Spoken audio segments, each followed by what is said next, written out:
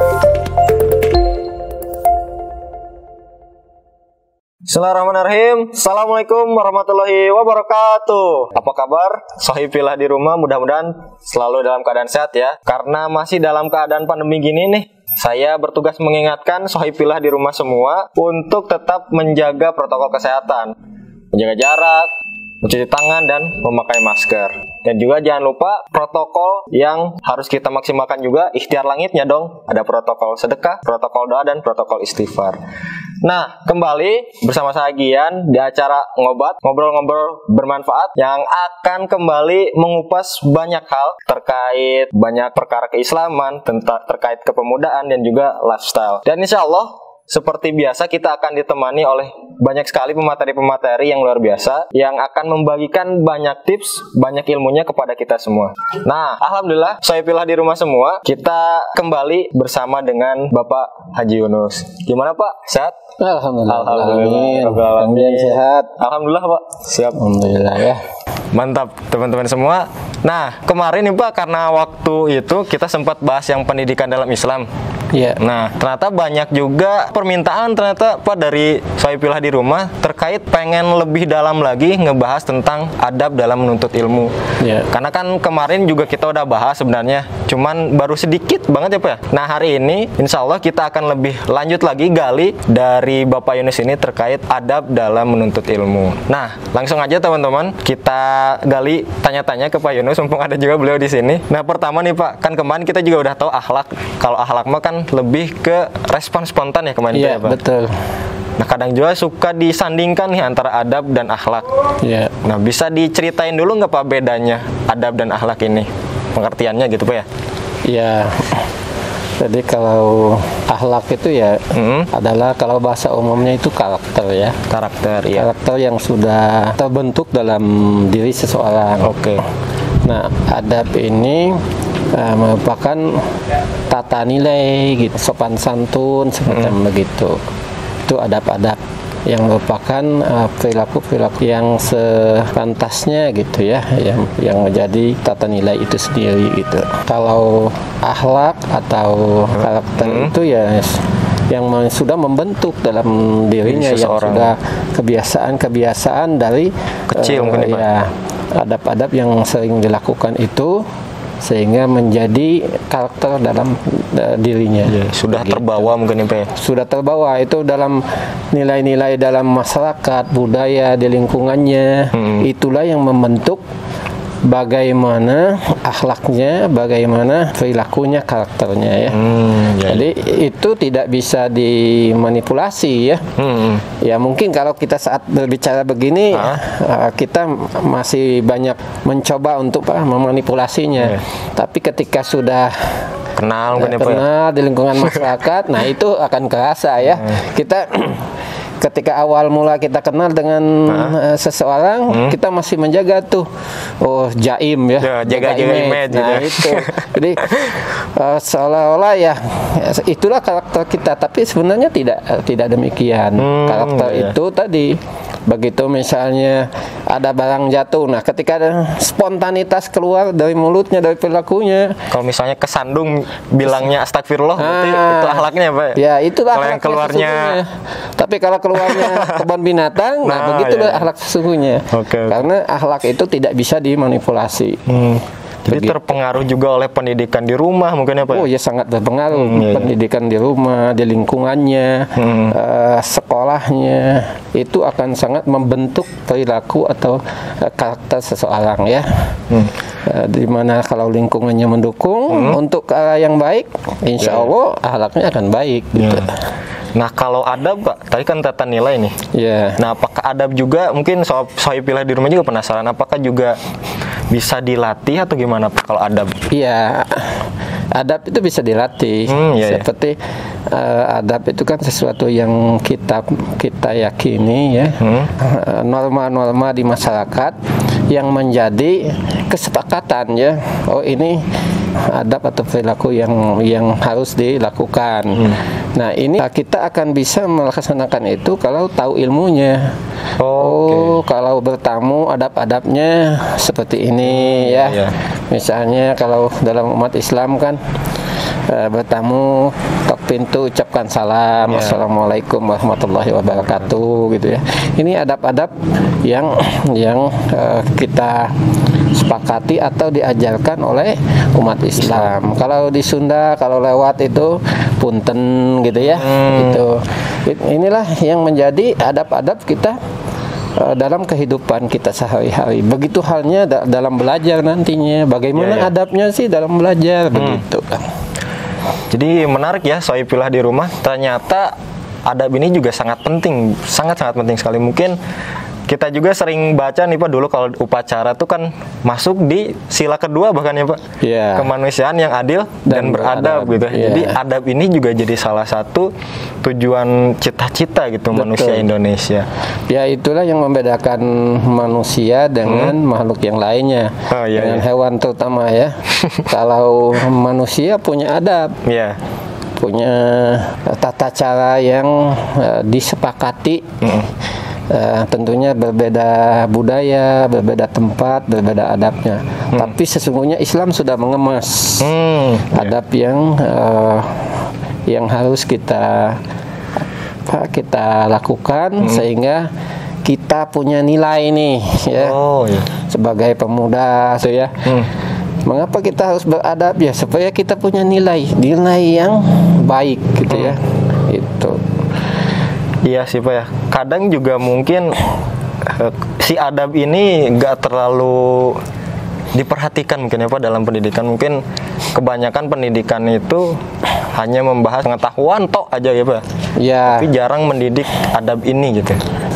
Pendidikan kita mulai terdegradasi ya. Jadi mulai karena masuknya budaya dari luar mungkin ya, teknologi semakin canggih sehingga masuknya arus informasi budaya yang dari luar itu sehingga semakin menggerus ya.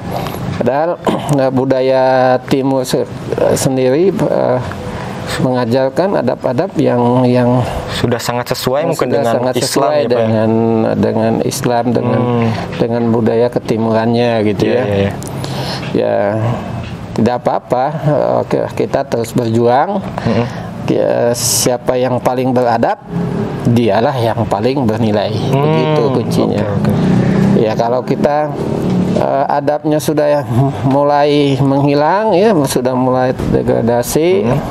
Nah, kita ketika masuk lingkungan yang menjaga adab-adab, menjaga tata nilai tersebut, kita akan tersingkirkan sendiri ya. Oleh karena itu, sebagai anak muda, kita jaga nih ya adab-adab yang sudah diajarkan oleh Islam ya. Adab ke orang tua, kenapa? Betul. Adab berbicara dengan yang lebih tua, yang lebih rendah mungkin umurnya, yang sebaya juga mungkin itu sudah diajarkan ya. Iya betul. Ya begitu juga dengan pendidikan ya.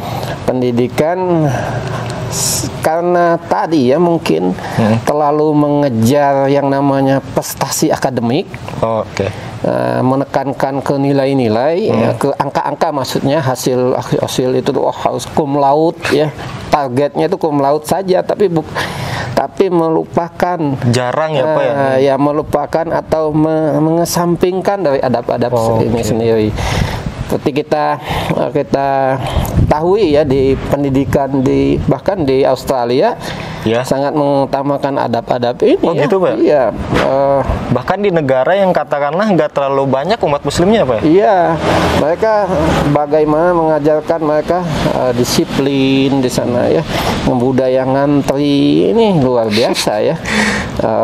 Malahan jadi mungkin bikin kita juga malu ya Pak, merasa diambil gitu adab-adab umat Islam itu. Nah ini kita bagaimana menghargai orang dan lain sebagainya.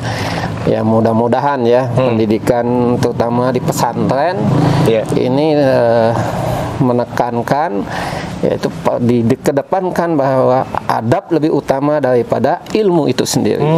Jangan sampai ilmu dulu baru adab. Nah ini yang salah nanti. Justru kebalik ya Pak itu. Ya jangan heran nanti ya kalau kita dengar berita, kita saksikan guru dilecehkan, bahkan ada yang dikeroyok, bahkan wah inilah dipidanakan dan lain sebagainya. Bahkan ada di mana di Jawa itu ya, orang anak melaporkan atau mempolisikan, mempidanakan orang tuanya. Ini sudah mulai turun ya ini adab-adab kita terhadap orang tua, terhadap guru dan lain sebagainya. Begitu. Ya. Nah, saya pilih di rumah berbicara tentang adab ini. Kita kayaknya bakal lebih dalam nih Pak terkait adab dalam menuntut ilmu nih. Iya. Karena ya kita tahu juga mungkin sekarang yang namanya kajian, yang namanya menuntut ilmu juga udah jadi lifestyle Pak, udah jadi gaya hidup, bagian dari kehidupan pemuda gitu. Betul. Cuman ya mungkin ini juga sih yang Gian rasakan tuh Pak, kadang pengetahuan kita tentang adab tuh belum sebanyak semangat kita gitu. Yeah. Misalnya adab ke guru, adab ke ustadz gitu, adab ke sumber-sumber ilmu. Nah itu boleh diceritakan nggak Pak? Sebenarnya gimana? Ya, dalam menuntut ilmu ya, kita kalau di Darut Tauhid mengedepankan adab ini sebelum ilmu ya. Okay. Adab dulu baru ilmu.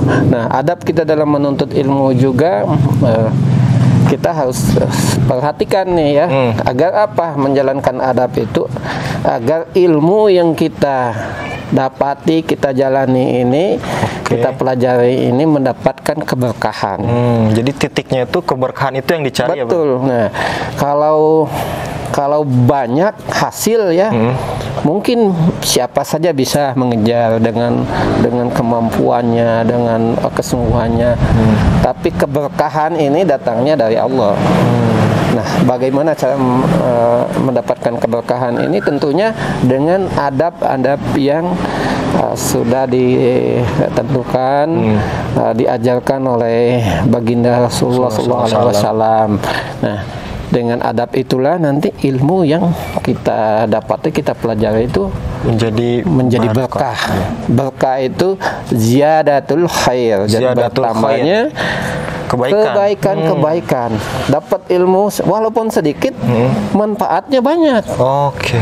Jadi ilmunya itu membuat dia semakin bermanfaat untuk umat, semakin banyak menebar kebermanfaatan untuk sebanyak-banyaknya orang dengan ilmunya.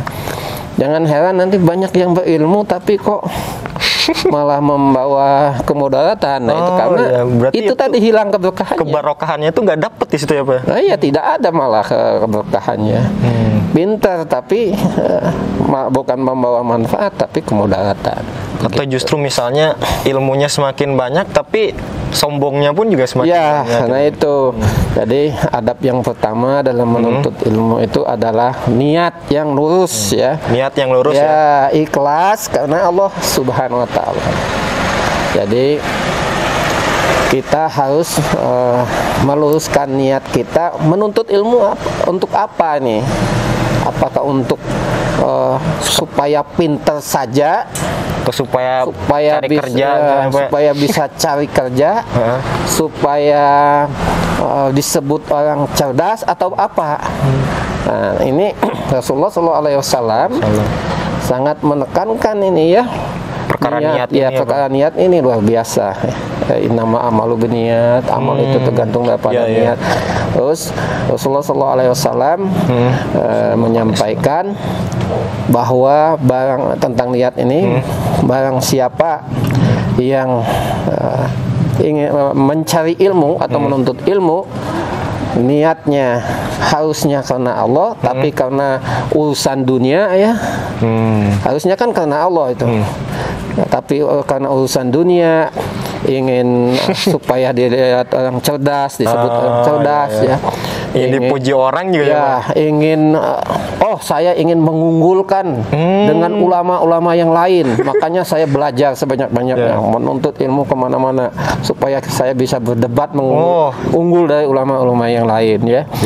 Niatnya ingin berdebat aja.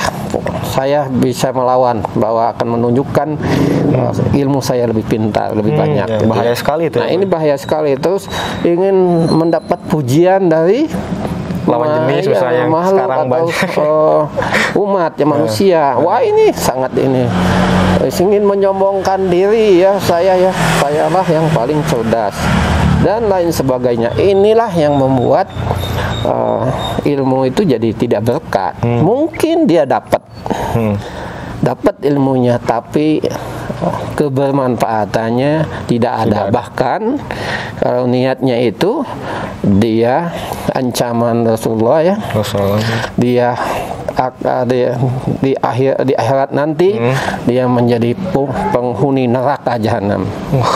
Itu orang yang dari awal yang salah niat saja. Ya, yang karena mencari ilmunya niatnya keduniaan tadi. Makanya ancamannya adalah neraka jahanam. Bukan main-main ya, Pak? Masya Allah. Tapi orang yang lurus niatnya ya, nih sahabat muda-mudi ya. Kalau niatnya lurus, menuntut ilmu itu karena Allah Subhanahu wa taala semata, mencari ridho Allah Subhanahu wa taala semata, ingin menjaga kelestarian agama Allah yang dibawa oleh Rasulullah ini, ingin memberikan kebermanfaatan sebanyak-banyaknya untuk umat. Insya Allah orang yang pergi menuntut ilmu itu akan mendapatkan surganya Allah. Akan dibukakan pintunya untuknya surga. Pintu surga itu akan terbuka untuknya. Beda halnya kita pergi ke mall ya, itu nggak ada nilainya. Tapi kalau kita pergi ke majelis ilmu, pergi menuntut ilmu, itu sama pahalanya dengan jihad fi sabilillah. Nah, nih sahabat muda ya, yang pesantren, yang jauh dari orang tua ya, jangan berkecil hati karena Allah sudah menjanjikan bahwa orang yang pergi menuntut ilmu itu sama dengan pahalanya jihad fi sabilillah. Mati syahid kalau meninggal ya. Masya Allah. Masya Allah. Misalnya lagi ngafal kitab atau ngafal Quran, tiba-tiba meninggal tuh jadi mujahid ya, itu mujahid. Meninggal kalau tadi niatnya lurus, maka dia akan dicatat sebagai orang yang mati syahid. Masya Allah ya. Ini harus berbahagia nih para penuntut ilmu. Jadi jangan bersedih kalau udah jauh dari orang tua karena menuntut ilmu ya, atau wah saya bersusah payah nih. Nah, barang siapa yang bersusah payah melangkahkan kakinya ke tempat majelis ilmu atau menuntut ilmu, maka akan dimudahkan oleh Allah di akhirat kelak untuk menuju ke surganya Allah Subhanahu wa taala. Jadi kalau Gian bayangin luar biasa ya. Masya Allah ya, Pak. Kalau Gian bayangin itu jadi semacam ini apa, menuntut ilmu tuh jadi jalan pintas kita juga menuju surga ya, Pak? Iya, betul. Jadi mudah sekali ya. Saya pilih di rumah semua juga. Jadi dengan kita menuntut ilmu, tadi Pak Yunus juga udah banyak bahasnya, bahwa itu juga jadi salah satu ikhtiar kita untuk menuju surganya Allah Subhanahu wa taala. Nah, terkait niat nih, Pak. Masalah niat ini juga kan kadang ya sebagai manusia kadang di awal lurus nih niat kita tuh, Pak. Kadang di pertengahan belok lagi, misalnya ada ngelihat godaan dunia atau apa gitu ya. Nah, sebenarnya niat itu bisa kita pelihara nggak, Pak? Atau dari awal tuh memang harus seperti itu? Ya kalau Agim sering menyampaikannya dalam kita beramal itu yang pertama sebelum kita melaksanakan. Oh, itu diluruskan niatnya, Pak? Luruskan niatnya dulu ya. Ketika akan melaksanakan nama amal niat kita niatnya lillahi ta'ala. Ketika sedang melakukan. Oh, sedang melakukan pun harus ya, Pak? Kita jaga juga niatnya. Setelah sedang melakukan, setelah selesai juga kita jaga niatnya. Luruskan lagi lillahi ta'ala. Kalau ada melenceng, langsung ya astagfirullahaladzim. Saya harus karena Allah. Jadi sebelum melakukan luruskan niatnya, ya. Sedang melakukan juga luruskan lagi. Jangan sampai kita melakukan ini, misal kita menolong orang agar dia disebut orang baik, jangan. Luruskan, udah ikhlas saja. Jangan misalnya menolong anak kecil ya menyeberang jalan, jangan sampai di pinggir jalan ditanyain punya kakak perempuan nggak? Jangan ya. Pokoknya lurus niatnya lillahi ta'ala. Itu yang membuat kita berkedudukan di sisi Allah Subhanahu wa taala gitu ya. Terus setelahnya juga diluruskan lagi ya? Setelahnya diluruskan lagi. Pokoknya misalnya kita habis nyeberangin orang ya, ininya nggak ngucapin terima kasih, ya sudah. Saya mah lillahi ta'ala, mau dibilang baik mau enggak, mau ucap terima kasih atau enggak. Ada yang kecopetan, kita bantu misalnya dompetnya ya, kita halangi apa pencopetnya, atau kita kejar dapat pencopetnya dan dapat dompetnya, kita kembaliin ke yang punya. Tiba-tiba nggak dikasih, tiba-tiba cuman terima kasih ya, pergi aja. Jangan kita gondok kita mah, jangan. Kalau tahu gitu mending saya biarin aja, capek. Jangan, karena kita niat pertama lillahi ta'ala, sedang melakukan lillahi ta'ala, setelahnya harus lillahi ta'ala. Insya Allah lebih berkedudukan tuh Kang.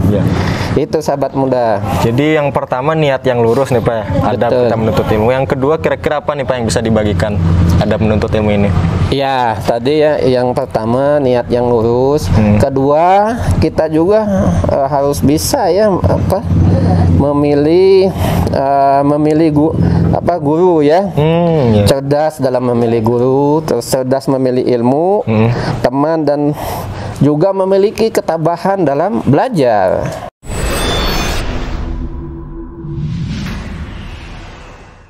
Oh, kenapa saya dicopet nih?